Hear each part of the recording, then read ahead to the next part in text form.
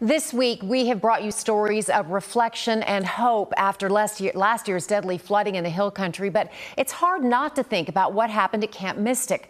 25 campers and 2 counselors died.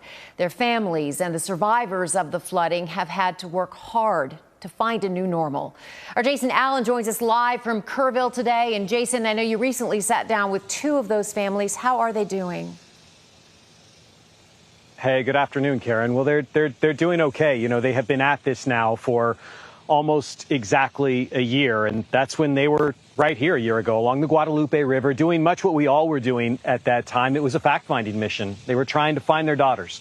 They were trying to find out what happened that night, what had happened the day before, what had happened the day after. And it was interesting in talking to these 2 fathers, Matthew Childress and Ryan DeWitt, who I've had the pleasure of speaking to a few times over the past year, that there's a moment where as dads, something happens to your child and you want to fix what happened to your child. And even then, they were really trying to find what went wrong so that they could fix it in this odd way, thinking maybe it fixes what happened to their daughters, even though they knew that they were gone. Over those few months, that transitioned into fixing things so that no other family, no other girl, no one else really along the river would have to go through what they went through. And here's a little bit what both of them had to tell me about that. We talk about this a lot, turning pain into purpose, putting our grief to work. That's what we're doing now. And Matthew and I are certainly not the only ones. Like our entire parent group is firmly behind this and supportive of this, and we'll be here for a long time doing this work. And a couple of nights ago, my wife asked me at our local Mexican food place over margaritas, how do I think this is all going to end? Which was kind of a big question to ask me. And there are lots of facets to this, across civil and criminal and legislative pieces and emotional as well.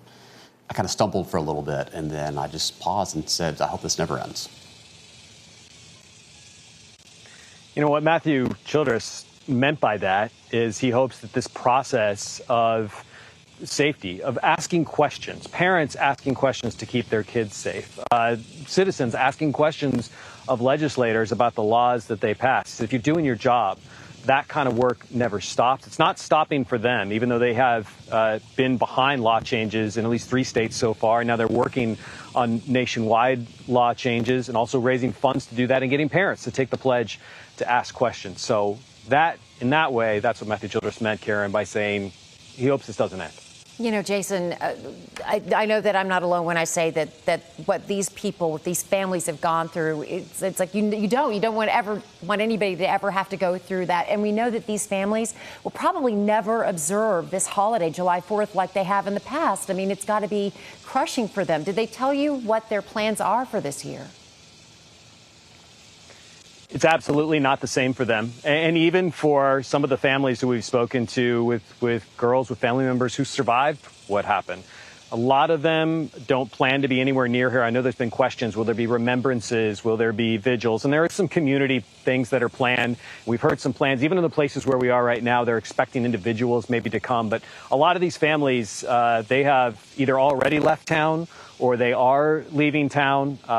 They don't want to be a part of seeing any patriotic displays or flags or fireworks or any of those things they used to associate with the 4th of July, just because this holiday is now associated with something much more painful. They're gonna spend time together because they have found that over the past year, it's really these other families they've met that are the only ones who kind of understand what they're all going through. Oh, it's just heartbreaking, and that heartbreak doesn't end. Jason, thank you very much. Appreciate it. Thanks, Jason.